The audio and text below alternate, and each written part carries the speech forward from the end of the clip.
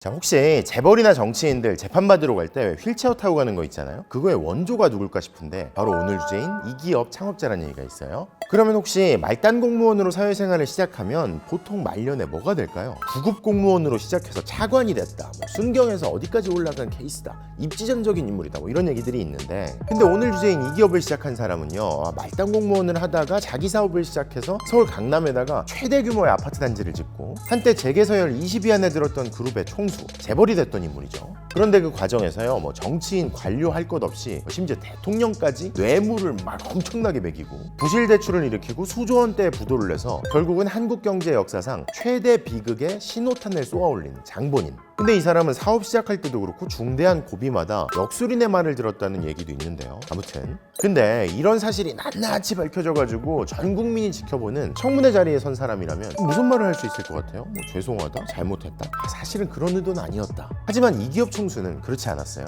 눈을 딱 감고 기억이 나지 않습니다. 모릅니다. 그리고 오히려 화를 내기까지 했죠. 잘 모르겠습니다. 그때 뭐라고 답했는지. 잘 모르겠어요. 뭐라고 그랬는지. 모르겠어요. 뭐라고 그랬는지요. 검사가 묻는데 묻지도 않는 답변을 뭘 합니까? 증인, 기억에 없는 것입니까? 말을 하기 싫어하는 겁니까 지금?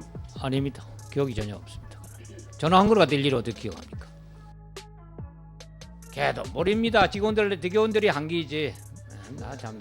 증인의 직원은 말입니다. 검찰에 나와서 얘기하기를 자금이라는 거는 주인인 내가 알지. 무섬이 어떻게 합니까? 자, 이번 주제는요, 돈을 믿고 점을 믿었다는, 뇌물로 재벌이 됐지만 뇌물로도 막을 수 없었던 몰락, 한보그룹입니다.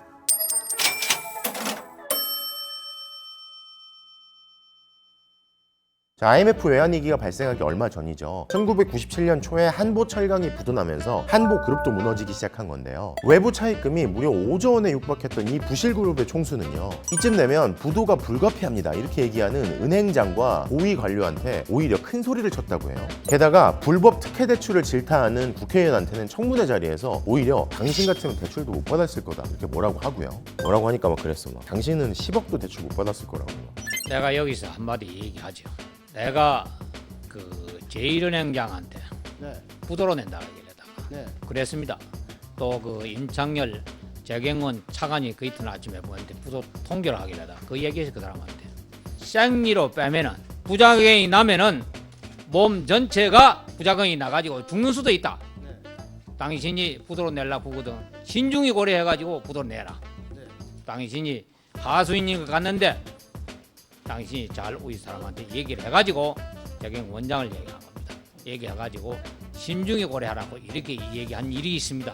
그러니까 한보라는 이빨을 뽑으면, 한보를 망하게 하면 다 같이 위험해질 수 있다, 일종의 협박 같은 걸 한 건데요. 대체 믿을 구석이 뭐가 있었길래 이렇게까지 나올 수 있었던 걸까? 이걸 이해하려면 한보의 시작부터 짚고 넘어갈 필요가 있어요. 한보그룹 정태수 회장, 빈농의 아들로 태어나서요, 본인 입으로 말하기에 내가 제대로 다닌 건 초등학교밖에 없다 라고 하는데요. 아무튼 6.25가 발발하고요, 전쟁통의 세무공무원이 돼서 20년이 좀 넘게 공무원 생활을 합니다. 고위공무원은 아니었고요. 근데 하루는 유명한 역술인을 만났는데 그런 얘기를 하더래. 당신 공무원 할 사주가 아니다, 사업하면 아주 크게 될 거다. 또 이름을 바꾸라는 얘기까지 들었다고 하죠. 그래서였는지 이름을 정태준에서 정태수로 바꿔요. 근데 막상 20년 넘게 공무원 생활만 했는데 사업을 하기가 쉬운 일은 아니었을 거 아니에요. 그래서 또 역술인을 찾아갔는데 이번에는 이런 얘기를 하더래. 너 사주에 따르면 흙을 가까이 하는 게 좋다. 그 얘기를 듣고 나서 흙이 뭘까 해가지고 시간이 날 때마다 전국에 막 산을 막 돌아다녔고, 왜 그랬냐면 폐광산을 찾아서 막 돌아다닌 거예요. 그러던 중에 과거에 몰리브덴 광석을 캐던 강원도의 폐광산 하나를 헐값에 인수합니다. 옛날에 좋았는데 지금 안 좋으니까.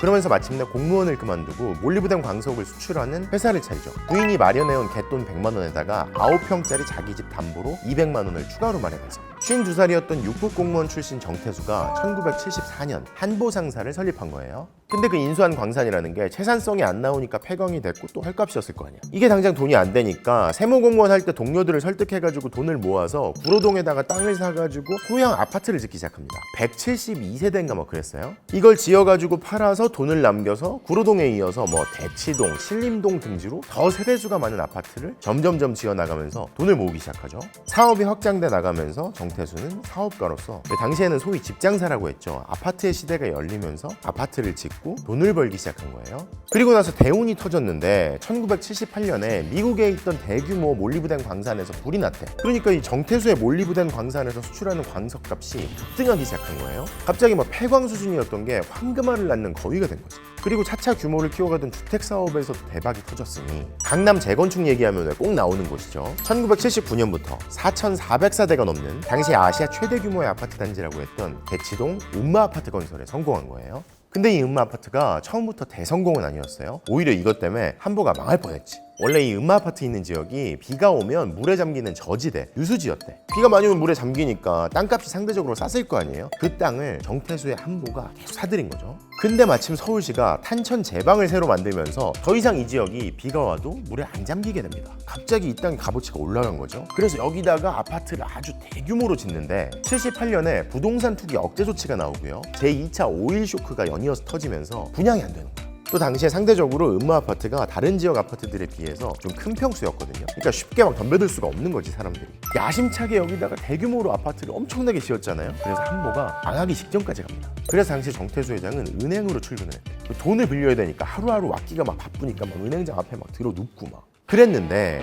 금리가 높아지고 환율이 오르고 유가가 오르고 이른바 삼고시대라고 하죠. 이 삼고시대가 도래하면서요, 약간 지금이랑 비슷한 느낌인데 다 값이 오르니까 이런 인플레 시대에는 부동산밖에 믿을 게 없다, 이런 심리가 사람들 사이에서 막 확산되는 거야. 그래서 다시 돈이 막 돌고 돌다가 부동산으로 몰리기 시작합니다.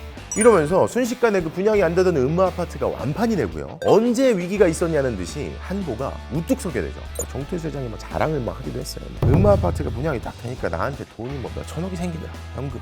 이게 당시에 얼마나 대박이었고 음마 아파트 때문에 대운이 깃들었다고 정태수 회장도 생각을 했었는지 한보가 나중에 재개설 30위 안에 들어오거든요. 이게 규모가 막 커졌는데 한동안 사옥을 따로 지어가지고 안 옮기고 음마 아파트 상가에다가 본사를 계속 썼어요. 30위 안에 드는 대기업인데 아파트 상가 있잖아. 거기 꼭대기층에 가면 한보 그룹이 다 있는 거야. 나는 그래서 옛날에 저게 왜 있나 했었어. 한보라고 왜 써있지? 지네가 지었다는 건가 했는데 알고 보니까 거기 들어있던 거야, 본사. 이렇게 잘 나가면서 한보는요, 이후에 뭐 탄광업, 철광업 등으로 영역을 확대했고요. 남들이 아파트 짓는 허가를 못 받았던 강남 땅을 막 사들여가지고 용케 아파트 건설 허가를 받고, 다른 그룹들은 건설 허가를 못 받으니까 막 군침만 흘리고 있었을 거 아니야. 근데 한보가 그걸 산 다음에 거기다 아파트 건설 허가를 받아가지고 대규모 단지를 지어가지고 또 분양에 성공하고, 이렇게 막 곳곳에 아파트를 짓고 지하철 건설에도 참여하고 한보는 계속 덩치를 키워나갑니다. 근데 생각해보세요. 막 물에 잠기는 땅, 남들은 아파트 건설 허가를 못 받는 땅, 자연 녹지 같은 데를 막 상대적으로 싼 값에 사들여가지고 개발 뒤에 큰 이익을 노리는 일종의 베팅인데, 한보가 이런 베팅을 계속했던 근거는 뭐였을까요? 뭐 역술인이 말했던 대로 대운이 깃들어서, 아니 뭐 자신감이 있어서, 미래를 예측하는 뭐 통찰력 같은 게 있어서. 그런데 이 뒤에 밝혀진 사실들을 토대로 보면요, 이런 베팅을 할 수 있었던 자신감의 배경에는 정태수 회장의 로비가 있었던 것 같아요. 요새 무슨 왕 많잖아. 뭐 무슨 왕 무슨 로비 왕인 거지. 돈을 줘서 해결이 안 되는 일은 없다.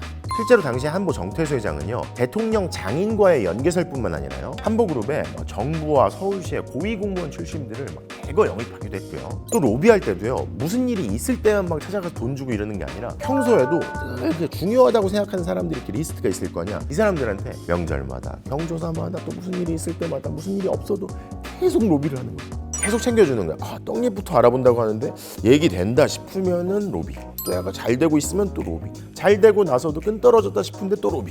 그리고 또 이게 돈을 줄 때 남들이 주는 돈보다 훨씬 많이 주면서 인상 깊게, 그런 얘기가 많았어요. 정태수가 주는 돈은 남들이 주는 돈에 0이 하나 더 붙어있다. 사과 상자를 주면 2억 원, 골프 보스턴백을 주면 1억 원, 007 가방에 주면 5천만 원. 규격이 딱 있는 거지. 그럼 사과 상자를 딱 주면서 특별한 사과가 있으니까 맛있게 드십시오. 근데 또 로비를 하면 문제가 생길 수도 있잖아요. 근데 문제가 생겨도 좀처럼 입도 안 열고. 또 86 아시안게임 앞두고선요, 당시에 왜 86 아시안게임 88 올림픽을 앞두고 각종 체육 협회들이 있잖아. 이 협회장들을 재벌그룹들이 회장들이 맡아서 하는 경우가 있었거든요. 정태수 회장 역시 한 스포츠 종목 협회장을 맡아가지고 자금을 지원하고, 또 그 종목이 86 아시안게임 한국에서 열렸잖아요. 그리고 88 올림픽 다 메달을 땄네. 그럼 어땠겠어? 메달 딴 협회장들 막 높은 사람들이 불러가지고 수고했습니다, 잘했습니다, 뭐 필요한 거 없습니까? 뭐 이럴 거 아니야. 그래가지고 막 네트워크를 막 쌓아나가는 거죠. 계속 뭔가 이렇게 일이 풀려가니까 내가 주는 돈으로 해결 못할 일이 없다는 자신감이었을까? 아니면 뭐 일종의 오만함이었을까요? 실은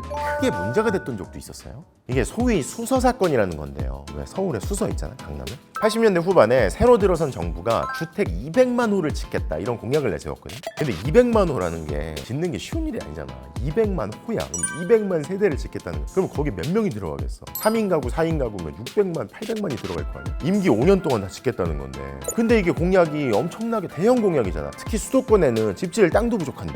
정부가 전국 곳곳에다 막 땅을 마련하면서 수도권에는 그 중에 하나로 대모산 근처의 수서지구라는 곳의 땅을 공약 실현의 일환으로 개발하기로 했는데 한보그룹이 이 지역의 땅을 계속 사모으는 거예요. 아니 정부가 개발하기로 했잖아. 민간이 아니라 뭐 정부나 지자체가 이 지역을 공영 개발을 하면 이 땅들이 강제 수용될 수도 있는 건데 계속 사들이는 거지. 민간이 개발해야 돈이 남는 건데 이걸 공영 개발한다고 하면 이 문이 안 남을 수도 있는 건데 왜 사들였을까? 꼼수를 쓴 거예요. 이게 좀 복잡한 얘기인데요. 이게 공영 개발을 하더라도 주택 조합이 끼면 개발할 수 있는 틈이 있었대. 옛날에 뭐 그런 거 많았거든요. 무슨 회사 뭐 주택 조합, 뭐 무주택자들 회사원들이 모여가지고 그 주택 조합을 만들어서 그 회사에서 뭐 집을 짓고.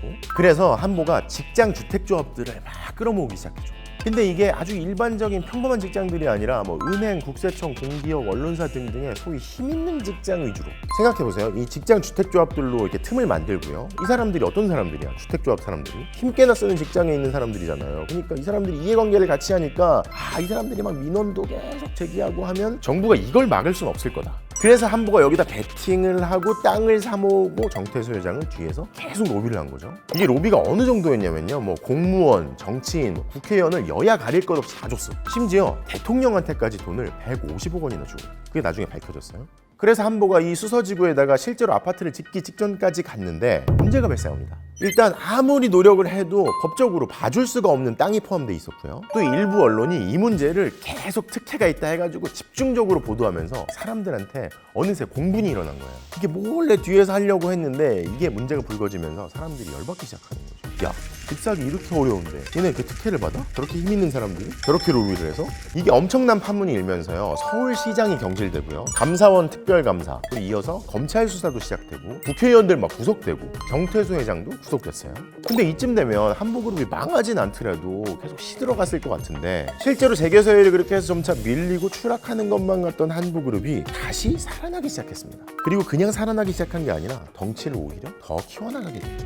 일단 제철 사업이 있었어요. 수서 사건이 터지기 전부터 한보는 당진에다가 제철소를 짓기 시작하고 철강업을 본격적으로 벌여나갔는데요. 이게 철강업과의 인연이 어떻게 되냐면 한보가 과거에 철근 공장을 샀어. 철근 공장을 왜 샀냐면 그 철근 공장 부지에다가 아파트를 지으려고. 근데 철근 공장 잘 안 되고 막 재고도 많이 남고 막 그랬는데 건설 붐이 일고요. 엔화 가치가 높아지면서 일본의 제철 사업들이 경쟁력이 떨어진 거야. 그러면서 이 재고로 쌓여있던 철근들이 엄청나게 잘 팔리기 시작하네. 그러면서 국내외 한보가 철근을 엄청나게 팔면서 철강업 확장을 해야겠다 이렇게 마음을 먹었다고 하죠. 물론 또 뭐 점쟁이가 이번에는 또 철이 좋다 이런 얘기를 했다는 설도 있어요. 근데 아까 그 역술인과 이 점쟁이는 또 다른 사람이에요. 아무튼 정부가 오케이를 하면서요. 한보는 계속 은행에서 거액을 빌려가면서 당진제철소 건설에 엄청난 자금을 쏟아부었습니다. 이뿐만이 아니죠. 수소 사건이 발생하고 정부가 또 바뀌었는데 새로운 정부가 한보가 계속 몸집을 불려나가는 걸 막질 않았어요. 오히려 새 정부 들어서 특별 사면도 받았죠. 새로 시작한 회사가 거의 20개 가까이 돼요. 뭐 IT, 관광업에 진출하고요. 뭐 제약회사 인수하고 금융사 인수하고 학교도 인수하고. 근데 이게 나중에 보니까요. 이 기간에도 역시 여야를 가리지 않고 정치인, 뭐 관료들, 뇌물을 받고 뭐 한보를 비호해주고요.